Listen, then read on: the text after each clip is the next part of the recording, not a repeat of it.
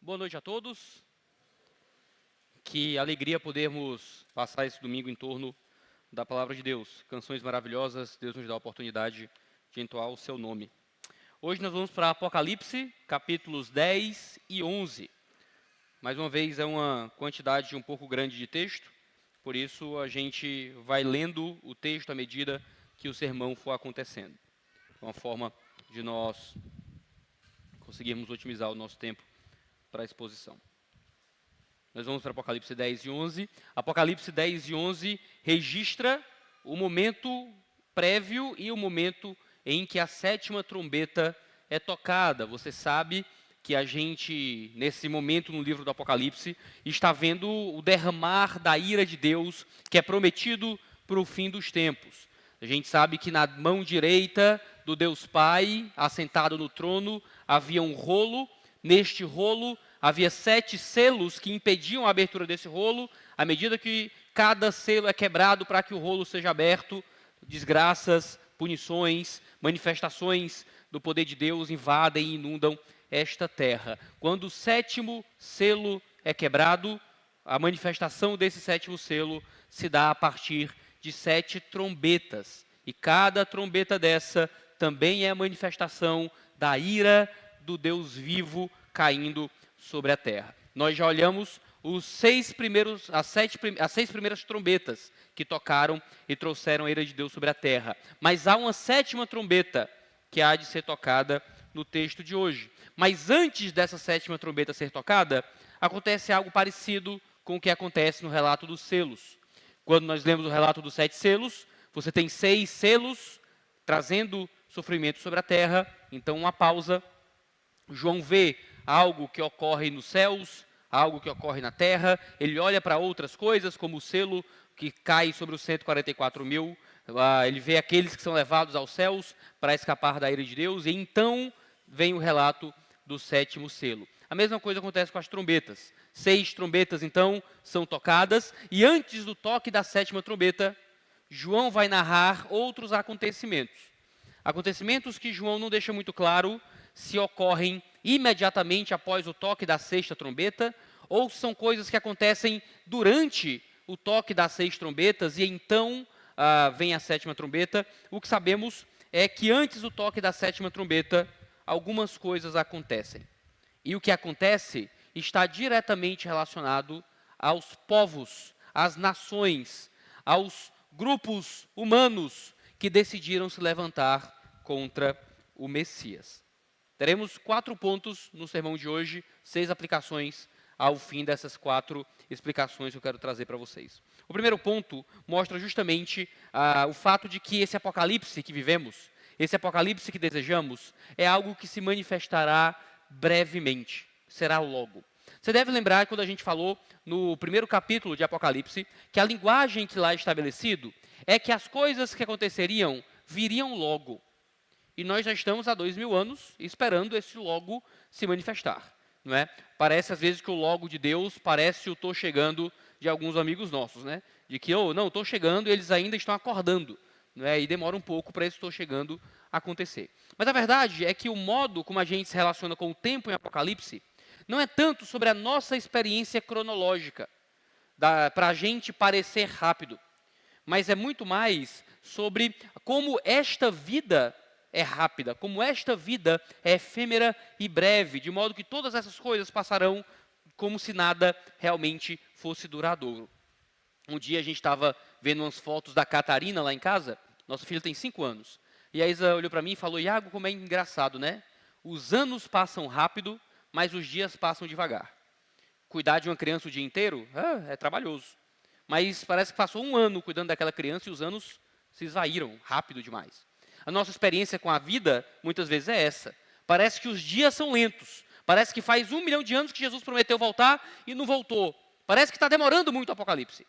Mas quando a gente olha para os anos, a gente olha para as eras, para a história, para este mundo que se esfarela de forma como algo leve e momentâneo, a gente entende que a vinda da eternidade faz com que esta vida seja breve. Porque é breve. De algum modo, é breve.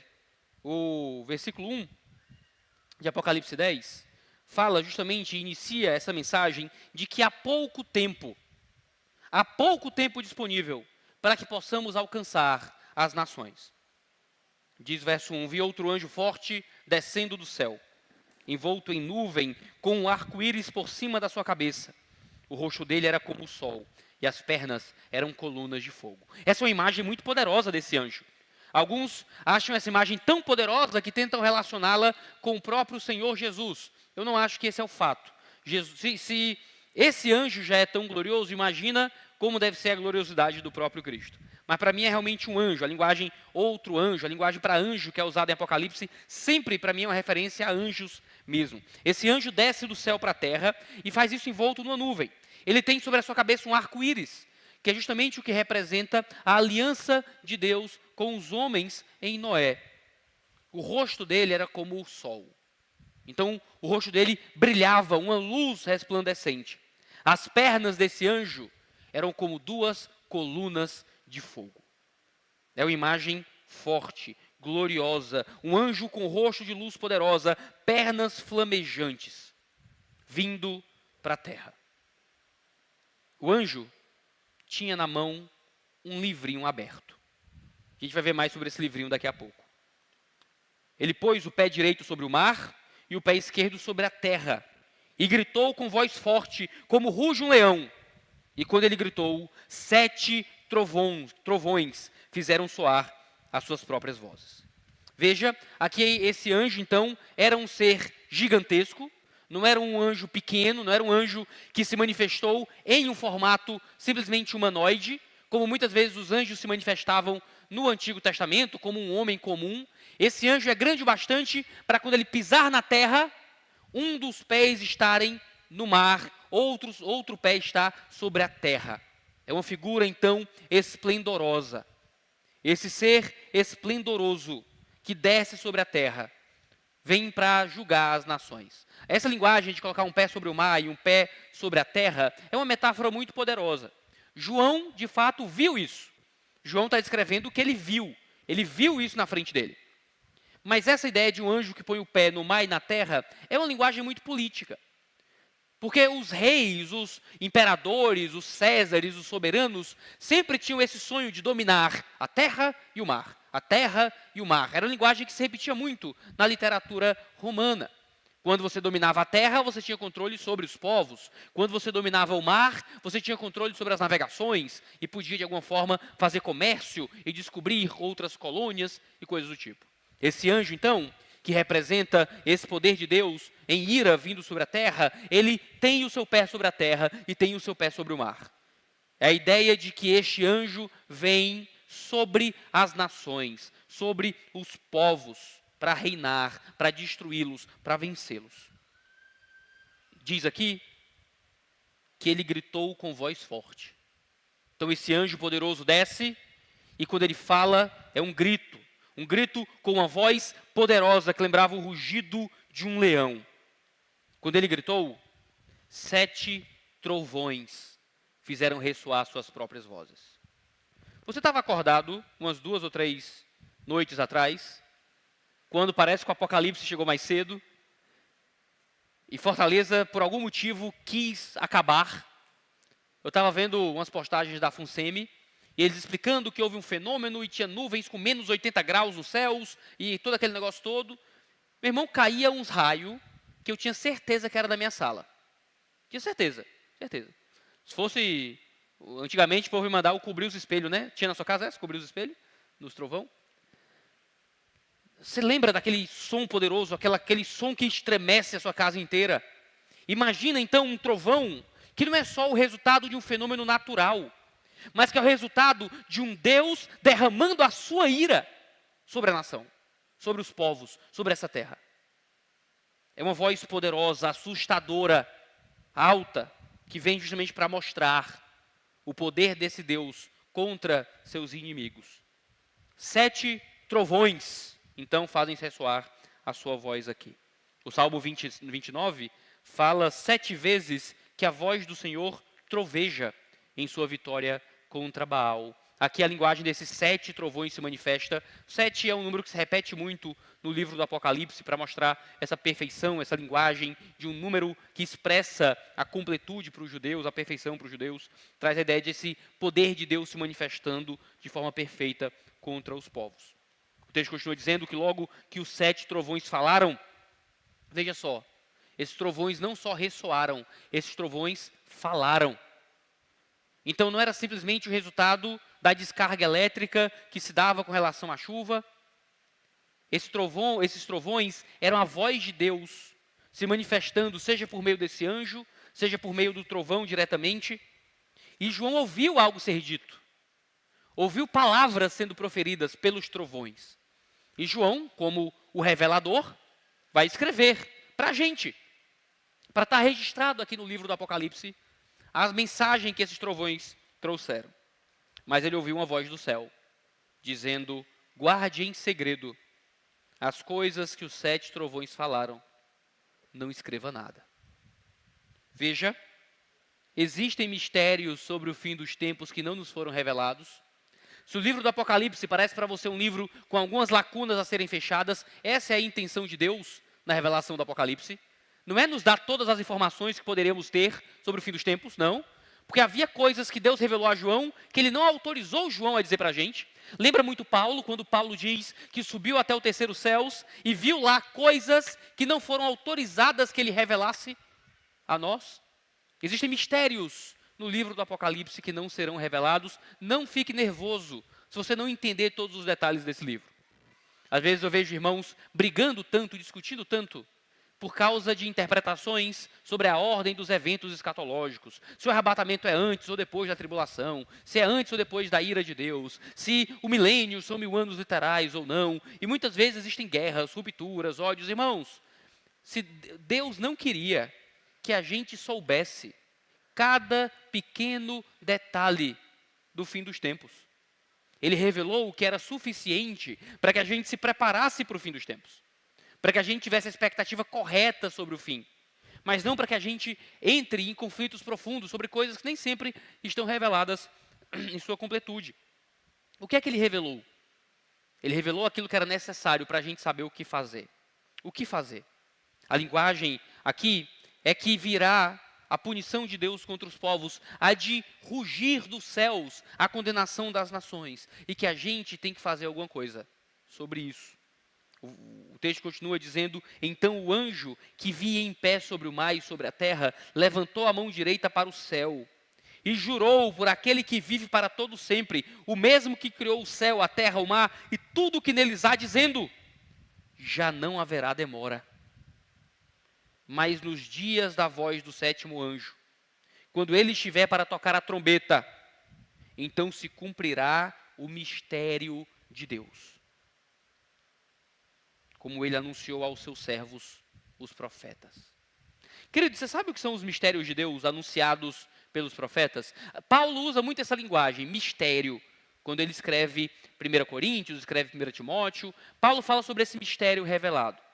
Algumas igrejas começam a criar algumas teorias em cima desses mistérios, mas 100% das vezes que Paulo fala sobre o mistério revelado, ele está falando sobre um Cristo Jesus que vem para resgatar as nações.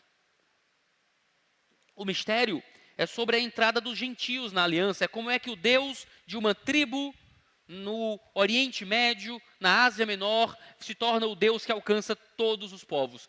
Essa é a revelação do mistério que se manifesta em Cristo Jesus. João ouve o som de 7 trombetas. Há um mistério. Há um mistério nesses 7 trovões que prenunciam a vinda da 7ª trombeta. Esse mistério será revelado. Será revelado quando se cumprir a 7ª trombeta. É Deus tratando com as nações. É Deus alcançando os povos. Há aqui uma promessa de que o modo como Deus vai tratar com todas as nações se cumprirá a partir da 7ª trombeta. O que é que isso tem que mexer na gente? Tem que nos fazer lembrar que em breve, que daqui a pouco, não haverá mais esperança para as nações. Que daqui a pouco, os povos não alcançados não terão mais caminho de arrependimento. Que daqui a pouco, a ira de Deus virá. para, como diz o Salmo 2, ganhar, vencer, destruir aqueles que se levantaram contra o Cordeiro. Se esse tempo é pouco, irmãos, não há espaço para a gente levar essa vida ignorando o alcance missionário, ignorando a pregação do Evangelho. Quantos mais missionários não deveríamos estar enviando, irmãos? A gente sustenta 2 de forma relevante, a gente participa do ministério missionário de alguns outros, mas quanto mais não poderíamos estar fazendo? Essa igreja, nos últimos anos, treinou, preparou, enviou para o seminário, deu suporte, então enviou 2 missionários, mas quantos mais não devíamos estar enviando se o tempo é breve? Eu lembro muito do que os moravianos, um grande movimento missionário que existiu nos séculos passados, eles tinham textos em que eles falavam que todo crente, toda igreja tinha que entregar um dízimo para Deus. Você está dando dízimo, Manaim? A Manaim tem que entregar um dízimo. Sabe que dízimo é esse? 10% dos seus membros deveriam ser enviados para as nações. Esse é um dízimo mais difícil do que 10% da renda, né? Por que 10%? Somos 400? Na membresia é 350? Por que não temos 30 missionários treinados e enviados? Pastor, é muito caro, pois a gente paga. A gente sofre, a gente gasta. Pastor, é muita gente, mas tem 2. A gente pode lutar para conseguir 30, mas por que só 2? Será que é porque a gente acha que ainda tem muito tempo? De que o resgate dos povos é algo que pode ficar para gerações futuras? Temos uma congregação aqui na igreja, lutando para achar um lugar para se reunir. As chuvas impediram que a congregação se reunisse onde estava se reunindo. Teve que voltar aqui para dentro do prédio, para poder se segurar das chuvas. Muitos irmãos nem sabem que a igreja tem uma congregação, mas que a gente fale domingo após domingo. Como é que está o nosso coração no seu envolvimento com a obra missionária? De apoiar missionários, enviar missionários, de se colocar nessa brecha, de dizer, eu serei um deles, que vai se levantar para ir em direção às nações, para participar da revelação desse poderoso e profundo mistério de um Deus que alcança os povos. Irmãos, o tempo é curto. A qualquer momento, Ele nos leva e então sobrará o derramar da ira. Como nós podemos desprezar o chamado de Deus para que participemos desse resgate? Porque em breve, aquilo que foi profetizado pelos servos, pelos profetas, se cumprirá, mas será no toque da 7ª trombeta. Irmãos, o texto continua dizendo, em segundo lugar, que vai ser terrível a condenação das nações que perseguiram aos santos. O texto continua dizendo, a voz que ouvi, vinda do céu, estava de novo falando comigo, dizendo, vá, pegue o livro que se acha aberto na mão do anjo que está em pé sobre o mar e sobre a terra. Então esse anjo, cujo rosto era o rosto de um sol, os pés como 2 grandes colunas de fogo, tinha na mão um livro. E de alguma forma misteriosa, João vai até esse anjo tomar este livro de sua mão. Se ele vai voando, se um anjo o leva, se de alguma forma ele só tem que esticar a mão para pegar isso, porque esse anjo ia até os céus, ou se João teve que descer até a terra, o texto não diz. Diz apenas que João, então, foi ao anjo e lhe pediu que desse a ele aquele livrinho. Lembra que eu li que tinha um livrinho na mão direita do anjo? Então ele me falou, pegue o livrinho e devore-o. Coma o livro. No seu estômago ele será amargo, mas na sua boca será doce como o mel. Peguei o livrinho da mão do anjo e o devorei. Na minha boca era doce como o mel. Quando, porém, o comi, meu estômago ficou amargo. Então me disseram, é necessário que você ainda profetize a respeito de muitos povos, nações, línguas e reis. Veja, João aqui se torna o profeta para as nações. Com o livro do Apocalipse, ele fala aos povos. Aquele livro representava justamente essa mensagem profética que João traria contra as nações. Isso é muito semelhante ao que acontece em Ezequiel capítulo 2, onde um ser celestial dá para Ezequiel um rolo que vai ser comido. Esse rolo, em Ezequiel, diz o verso 10 de Ezequiel 2, tinha escrito as lamentações, os gemidos e os ais. Lembra que as 3 últimas trombetas são os ais de Deus caindo sobre a terra? João agora traria profecias sobre vários povos, sobre os poderosos da terra. Isso seria amargo, porque eram profecias de condenação. João não encontra prazer na profecia má. João não encontra prazer em ser o portador de más notícias. João não encontra prazer em condenar, em denunciar. João não é um profeta de rede social. João não é um profeta de Instagram. João não é aquele que está se deleitando em criticar aqueles que vão contra Deus. Para João é amargo. Para João dói. Para João é triste. É ruim. No entanto, é doce para os lábios. É doce para os lábios porque a vinda da manifestação do mistério de Deus representava justamente o fim do plano presente para que ele pudesse encontrar então a glória vindoura. O que era amargo nessa condenação era o fato de que a ira de Deus cairia sobre os homens. Mas o que era doce nessa condenação era a certeza de que esse era o meio pelo qual aquilo que desejamos, que é o nosso Messias, viria para reinar eternamente.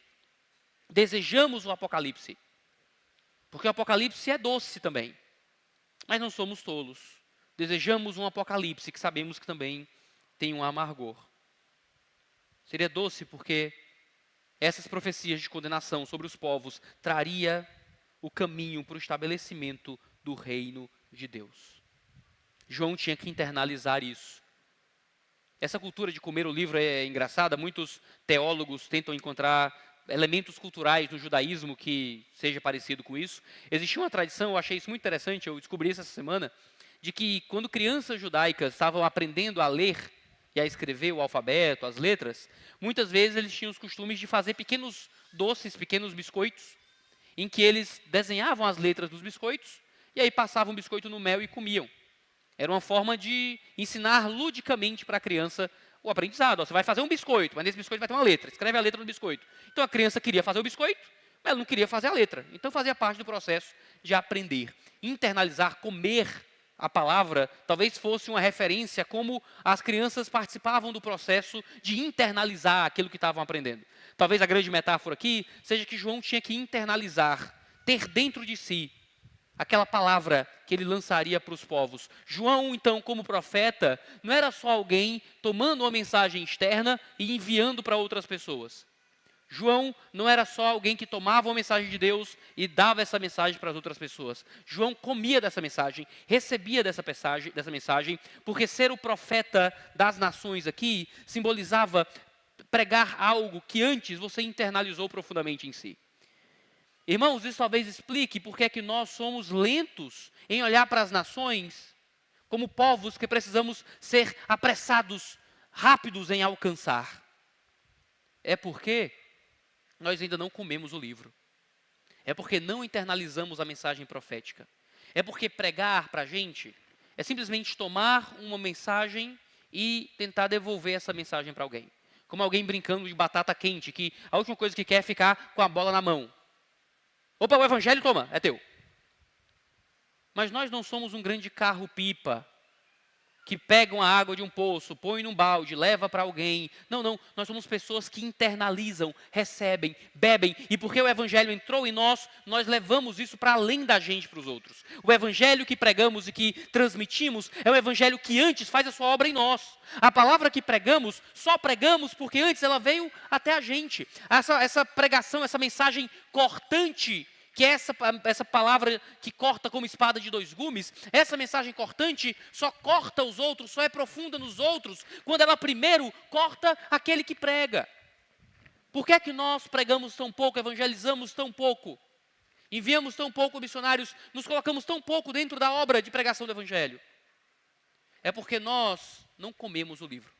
Talvez lemos o livro, talvez ouvimos pregações sobre o livro, talvez até gostamos de discutir sobre o livro, mas a gente não comeu, não internalizou, não foi tocado, transformado pelo livro. Quando a gente é transformado pelo livro, irmãos, o que sai de dentro de nós é evangelho, é pregação e alcance das nações. Por isso que o capítulo 11 começa dizendo: então foi-me dado um caniço, semelhante a uma vara. E também foi-me dito: levante-se e vá medir o santuário de Deus, o altar e os que adoram no santuário. Mas deixe de lado o átrio exterior do santuário e não o meça, porque este átrio foi dado aos gentios, que por 42 meses pisarão a cidade santa. Veja, esse João agora, ele ou já estava na terra, porque foi pegar o livro da mão do anjo, ou vai para a terra nesse momento. Eu acho que o mais provável é que nessa descida de João para pegar o livro da mão do anjo, João realmente desce, e então ele está ali no planeta Terra, dentro da sua visão profética. E o texto diz agora que ele recebeu uma vara de medir. E a missão é que ele medisse o santuário. Isso é similar ao que acontece em Ezequiel 40, quando Ezequiel vai medir também o santuário. E aqui, muitos discutem o que é esse santuário. Para mim, não precisa ser necessariamente um templo igual os templos dos moldes bíblicos. Tem que ser pelo menos um local de adoração daqueles judeus cristãos, talvez, que se converteram e agora tem um ambiente ali de adoração. Outros interpretam que pode ser uma reconstrução de um outro templo para os judeus. Eu acho que o texto não deixa muito claro e nem precisa ser uma reconstrução de um templo judaico, sendo um lugar de adoração que de alguma forma vai ter alguns moldes do que era o antigo templo judaico. Já é o suficiente para que essa mensagem se cumpra plenamente. O que a gente sabe é que o antigo templo judeu tinha 3 pátios. E um desses pátios era o pátio dos gentios, porque os gentios não se misturavam na adoração com os judeus. Você talvez leia o judaísmo de forma muito cristã, mas quando você conhece a literatura judaica dos tempos bíblicos, quando os judeus se convertiam a Jeová, esses judeus quando gentios se convertiam a Jeová, esses gentios não tinham direitos plenos como não judeus. Eles não oravam, ó Deus e Pai meu, eles diziam, ó Deus e Pai de Israel. Eles não oravam, ó meu Pai do céu, eles diziam, ó Pai deles. O Senhor é o Pai deles. Por isso que foi tão poderoso quando Jesus ensinou a oração dominical, dizendo Pai Nosso, isso incluindo os gentios, não é? Por isso, quando Paulo desenvolve que nós podemos chamar Deus de Abba, de Pai, isso é uma coisa muito poderosa, porque é muito mais profundo que a conversão que era comum para os gentios no período do Antigo Testamento. Então havia um átrio, que era um espaço especial, separado, que era o local de adoração dos gentios. Os gentios adoravam ali. O texto diz que João teria que medir o templo, medir o altar, medir a quantidade de pessoas que adoravam ali. O termo templo, então, se refere ao santuário que abriga o Santo dos Santos. Ele deve contar os sacerdotes que adoram no altar de holocaustos, localizado no átrio dos sacerdotes. Esse templo será justamente o local de reunião dos judeus nesse período. O texto não deixa muito claro, e aí a gente vai ter muitas brigas e interpretações, se esses eram só judeus que voltaram a adorar ou do jeito do Antigo Testamento, ou se são judeus cristãos que de alguma forma participam ali daquele ritual. Isso não está muito bem definido. Mas o que a gente sabe é que haverá um momento em que esses judeus estarão adorando, e neste momento haverá uma terrível perseguição contra esses judeus. O átrio dos gentios será invadido, destruído. Os gentios vão pisar nesse átrio exterior. Por 42 meses pisarão na Cidade Santa. O que é que significa essa medição? Essa medição significa que Deus vai preservar, então, um remanescente fiel de Israel, protegendo eles contra a ira durante esse período de grande tribulação, conforme simbolizado na separação do templo e da cidade. Esses irmãos estarão medidos, contados, selados. Por isso que eu acredito que talvez esses judeus sejam cristãos. E isso será por 42 meses. Essa perseguição de 42 meses, se você fizer os cálculos aí, dá 3 anos e meio. Então os gentios abusarão de Jerusalém por 3 anos e meio, igual foi profetizado pelo profeta Daniel. Daniel previu que um rei surgiria para perseguir o povo de Deus por 1 tempo, 2 tempos e metade de 1 tempo, que traz a ideia de 3 anos e meio. Lucas 21, 24 diz que Jerusalém seria pisada até que o tempo dos gentios se complete. Então haverá uma perseguição das nações contra Israel e os judeus, e Deus vai preservar o seu povo que estará aqui nesse tempo, enquanto a ira de Deus cai sobre o mundo. Irmãos, haverá perseguição contra os santos de Deus. Essa perseguição virá em resposta à ira de Deus que recai sobre o mundo. Mas em terceiro lugar, ainda assim, o texto de Apocalipse diz que haverá uma chance para as nações. Esses perseguidores ainda poderão ter uma chance de arrependimento. Isso se dará de uma forma extremamente poderosa e sobrenatural. Aqui a gente vai para um dos textos mais misteriosos de todo o livro do Apocalipse, que é a vinda das 2 testemunhas. Perdão, que é a vinda das duas testemunhas. O texto no verso 3 diz: darei autoridade às minhas duas testemunhas, para que profetizem durante 1260 dias, vestidas de pano de saco. São essas duas oliveiras e dois candelabros que estão de pé diante do Senhor da terra. Irmãos, aqui, se você juntar 15 teólogos, você tem 72 opiniões diferentes. Quem são as duas testemunhas? É uma metáfora para a própria igreja? É uma referência ao Antigo e ao Novo Testamento? São judeus e gentios? Irmãos, a briga é grande. Mas vou dizer o que eu acredito. Para mim, claramente é um texto que fala sobre uma volta sobrenatural, misteriosa, de dois personagens do Antigo Testamento, Moisés e Elias, que vão representar justamente o agir de Deus, trazendo uma segunda chance para os povos que ainda não haviam se convertido pela pregação do Evangelho. Você sabe que no período em que Cristo habitava a terra, houve um momento de transfiguração que é representado nos 4 evangelhos, onde no Monte das Oliveiras, Jesus é de alguma forma glorificado, sua glória se manifesta de forma sobrenatural, e então ele fala com dois personagens do Antigo Testamento, com Moisés e com Elias. Uma voz do céu aparece enquanto esse momento acontece. Por que Moisés e Elias aparecem ali naquele momento? Isso talvez seja um prenúncio do que viria no Apocalipse, onde Moisés e Elias se expressam e aparecem de volta. O texto não está dando base para o espiritismo, não é uma reencarnação, é de alguma forma sobrenatural. Esses homens surgirão, voltarão, descerão dos céus para a terra. É o único caso que a gente vai ter descrito na Escritura de duas pessoas que foram aos céus voltando. A gente tem vários casos na Escritura de pessoas indo de forma sobrenatural. Seja Enoque, que foi transladado, seja Elias, que foi levado para cima em um redemoinho, seja Jesus, que subiu também aos céus, que foi assunto. Mas gente voltando é a única vez que a gente tem isso descrito na Escritura. Por que aqui a gente tem alguma certeza que é Moisés e Elias? Pelas características que são dadas aqui. O verso 5 diz: se alguém pretende causar-lhes dano, da boca dessas testemunhas sai fogo que devora os inimigos. Sim, se alguém pretender causar-lhes dano, certamente deve morrer. Elas têm autoridade para fechar o céu, para que não chova durante os dias que profetizaram. Isso aqui foi o que fez Elias. Tem autoridade também sobre as águas, para transformá-las em sangue. Isso aqui foi Moisés. Bem como para ferir a terra com todo tipo de flagelos, quantas vezes quiserem. A descrição são características do ministério profético de Elias e de Moisés. O texto não diz com clareza que é Elias e Moisés. Talvez sejam apenas dois indivíduos diferentes que foram dotados por Deus com um ministério que lembra o ministério de Elias e de Moisés. Mais uma vez, o Apocalipse tem os seus mistérios, mas sabemos que Deus trará essas duas testemunhas, esses dois pregadores, que serão dotados do poder de realizar milagres poderosíssimos. Veja, em breve a gente vai ver isso.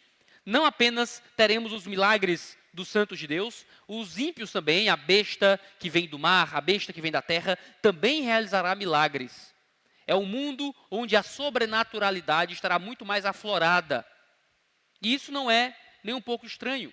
Quando a gente lê tudo que já aconteceu até aqui, a gente já viu céus abertos, já viu arrebatamento, já viu anjos falando, seres demoníacos. Ninguém vai se espantar de existirem milagres, atos sobrenaturais acontecendo constantemente. Diz o texto que aqueles que tentarem destruí-los, porque são pregadores do Evangelho, não conseguirão. Os povos se levantarão, contenderão contra esses profetas de Deus. E ainda assim, não conseguirão. São dois indivíduos que não serão vencidos pelas nações, porque Deus dará para eles poder, força e autoridade. No entanto, diz o verso 7, quando tiverem então concluído o testemunho que devem dar, a besta que surge do abismo fará guerra contra eles. A besta vencerá e matará as testemunhas, e os seus cadáveres ficarão estirados na praça da grande cidade, que espiritualmente se chama Sodoma e Egito, onde também o seu Senhor foi crucificado. Aqui, irmãos, surge uma besta. Essa besta surge do abismo. A gente vai saber mais sobre essa besta em breve, aqui no livro, onde será revelada uma trindade satânica. A besta que vem do abismo, a besta que vem do mar e a besta que vem da terra. Essa tríade satânica, essa trindade satânica virá para destruir e tentar acabar com a terra como manifestação da sétima trombeta. A gente vai ver isso nos próximos domingos. Essas duas testemunhas, então, perdem. Perdem assim como o nosso Criador perdeu. Eles serão mortos e serão expostos para a própria vergonha na mesma cidade em que Cristo foi morto. Uma cidade chamada de Sodoma, chamada com linguagens terríveis, Sodoma e Egito. A besta vai garantir que as testemunhas morram. E naquela região, no Oriente Médio, os corpos de Elias e Moisés serão expostos. Mas esse não é o fim. Assim como a morte de Cristo não foi o fim, a morte desses dois também não será o fim. Verso 9 diz: então muitos dentre os povos, tribos, línguas e nações contemplarão os cadáveres das duas testemunhas por 3 dias e meio, e não permitirão que esses cadáveres sejam sepultados. Os que habitam sobre a terra se alegrarão por causa da morte dessas duas testemunhas, realizarão festas e enviarão presentes uns aos outros, porque esses dois profetas atormentaram os que moram na terra. Irmãos, é um mundo fundado na maldade. Eu vejo tantos ateus, tantos agnósticos, tantos descrentes com esse discursinho besta de que não, se Deus aparecesse para mim, eu cria. Se eu visse um milagre na minha frente, eu cria. Se eu visse na minha frente alguém fazendo uma coisa sobrenatural, eu acreditava. Mentira. Mentira. Deus apareceu em Cristo, eles não creram. Milagres acontecem todos os dias e eles não creem. Virá 2 profetas com uma linguagem forte, que destruirão, cuja pregação fará cair fogo sobre os inimigos. E ainda assim eles não crerão, eles farão festas, vai ser um Natal. Vai ser um Natal, vão distribuir presentes uns para os outros, para celebrar a morte desses homens. Se hoje nós celebramos o nascimento de Jesus, esse mundo fundado da maldade, haverá celebração da morte dos profetas. No entanto, o verso 11 diz: mas depois dos 3 dias e meio, entrou neles um espírito de vida da parte de Deus, e eles se ergueram sobre os pés, e aqueles que os viram ficaram com muito medo. E as duas testemunhas ouviram uma voz forte vinda do céu, dizendo: subam para cá. E subiram no céu numa nuvem, e os seus inimigos a contemplaram. Haverá a ressurreição desses profetas, assim como houve a ressurreição do Filho de Deus. Naquela hora, diz o texto, verso 13, houve um grande terremoto e ruiu a 10ª parte da cidade. Nesse terremoto morreram 7.000 pessoas. As outras pessoas ficaram aterrorizadas e deram glórias ao Deus dos céus. Irmãos, esse é o primeiro momento em todo o livro do Apocalipse, quando a ira de Deus começa a ser derramada, que alguém se arrepende do seu pecado. Que alguém glorifica a Deus dos céus. Porque viram o tamanho da ira e viram um Deus que leva os seus profetas de volta. Alguns serão agraciados com a possibilidade de arrependimento. Porque, irmãos, haverá uma chance para as nações ainda. Vejam como esse Deus é paciente. Vejam como esse Deus é amoroso. Que mesmo no derramar da sua ira, mesmo quando se encerra o caminho do arrependimento, se encerra, mas ele ainda abre uma porta de conversão. Ele ainda abre um caminho para que os homens creiam, porque o interesse desse Deus não é apenas manifestar a sua glória com o derramar de sua ira, ele deseja a conversão e ele converte pessoas, mesmo depois do fim. É aí, irmãos, que a gente tem o relato do início da 7ª trombeta, o terceiro e último ai que se manifesta. Essa 7ª trombeta, diferente das outros textos que lemos, não é uma coisa que acontece muito rápido. Não é uma trombeta que é tocada, então cai uma ira por algum tempo. Alguns capítulos vão descrever a queda de alguns acontecimentos, a queda da ira de Deus e o mal se manifestando, mas o toque dessa trombeta acontece agora. E por alguns domingos nós vamos ver o descortinar, o ressoar dessa trombeta. O verso 14 diz: passou o 2º ai, eis que sem demora vem o 3º ai. Até aqui nós temos a 6ª trombeta ainda, que é o 2º ai, o 3º ai vem agora. E diz: o 7º anjo tocou a trombeta, e houve no céu vozes fortes, dizendo: o reino do mundo se tornou de nosso Senhor e do seu Jesus Cristo, e ele reinará para todo sempre.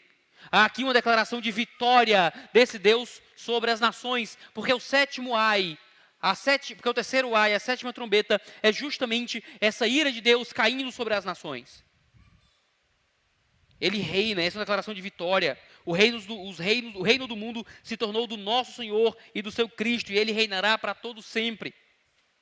O verso 16 diz: e os 24 anciãos que estavam sentados no seu trono diante de Deus, se prostraram sobre o seu rosto e adoraram a Deus, dizendo: graças te damos, Senhor Deus Todo-Poderoso, que eras e que és, porque assumistes o teu grande poder e passastes a reinar. Na verdade, as nações se enfureceram. Chegou, porém, a tua ira, o tempo determinado para serem julgados os mortos, para se dar o galardão aos teus servos, os profetas, os santos e os que temem o teu nome, tanto aos pequenos como aos grandes, e para destruíres os que destroem a terra. Irmãos, chegou o tempo do juízo final, do grande trono branco, da recompensa dada aos justos, do reino pleno de Deus sobre a terra. Mas não se engane, a linguagem de Apocalipse pode te confundir. Várias vezes aparece no presente coisas que estão na iminência de acontecer. O reino de Deus ainda não foi plenamente estabelecido, o juízo final não vai acontecer neste momento, mas a percepção que os céus têm do Apocalipse é que cada pequeno passo, cada momento, cada derramar da ira, cada descortinar dos selos, é a manifestação deste reino que já está se concretizando sobre os povos. A trombeta toca, os juízos das nações vêm. E nós? E nós? Irmãos, e nós estamos diante de um santuário que se abre nos céus. O verso 19 diz: abriu-se então o santuário de Deus, que se acha no céu. E foi vista a arca da aliança no seu santuário. E sobrevieram relâmpagos, vozes, trovões, terremotos e forte chuva de granizo. Irmãos, enquanto a ira de Deus cai sobre a terra, enquanto há punição para as nações, nós estamos em um santuário. Enquanto há um lugar terreno de adoração, onde os judeus se reúnem, um lugar onde serão pisados aqueles que de alguma forma ainda querem louvar o Deus vivo. Irmãos, nós estamos em um santuário celestial. Nós estamos com Deus guardados por meio da obra perfeita de Cristo. Hebreus 8, 1 a 2 fala dizendo: ora, o essencial das coisas que estamos dizendo é que temos tal sumo sacerdote que se assentou à direita no trono da majestade nos céus, como ministro do santuário e do verdadeiro tabernáculo que o Senhor erigiu e não o homem. Os tabernáculos humanos eram só uma sombra do verdadeiro tabernáculo que há diante de Deus, com Cristo intercedendo por nós, com Cristo que já pagou o preço, onde o preço já foi pago, onde tudo já foi consumado. Alguns grupos que se dizem cristãos, algumas seitas e heresias, costumam fazer muito caso desse tabernáculo celestial e inventam até umas histórias de que o tabernáculo ainda precisa ser purificado. Eles fazem lá as contagens de quando Jesus deveria ter voltado, em 1944 era para Jesus ter voltado, como ele não voltou, aí eles tentam achar uma desculpa, não, na verdade ali foi quando Jesus passou de um espaço, de um átrio do santuário para outro, lá nos céus, porque os pecados que a gente cometeu foram jogados nesse santuário, ainda estão lá, mas Jesus vai purificar ainda o santuário por meio de um juízo investigativo. Irmãos, o santuário já está purificado. Cristo já fez o único e derradeiro sacrifício. Tudo o que a gente precisava já aconteceu. Cristo já morreu na cruz e já pagou tudo. O sacrifício final já ocorreu, justamente para que enquanto a ira cai na terra, nós celebremos em glória do lado dele nos céus. A certeza que temos é que ele continua intercedendo por nós, porque temos um sumo sacerdote que se compadece. Enquanto a ira cai aqui, os santos estão com ele, salvos e purificados nos céus. Esse é um texto um pouco difícil, talvez algumas coisas pareçam pouco aplicáveis, mas me permitam 6 aplicações bem breves para a gente encerrar esse momento. Primeiro, esse texto nos lembra que Deus está no controle da história. O livro do Apocalipse nos lembra que Deus já decretou o fim da história, que nenhuma nação, governante ou força espiritual pode impedir o plano de Deus. Sabe uma coisa que me deixou ofendido? crente com medo de Illuminati, sabe? Crente que crê, não, pastor, porque os metacapitalistas, os reptilianos, e a família Rockefeller, e o George Soros, esses homens dominam o mundo. Irmão, você pode crer na conspiração que você quiser. Eu tenho as minhas, eu só não conto para ninguém. Mas lembre, quem governa o mundo é Deus. Quem governa a história é o Senhor.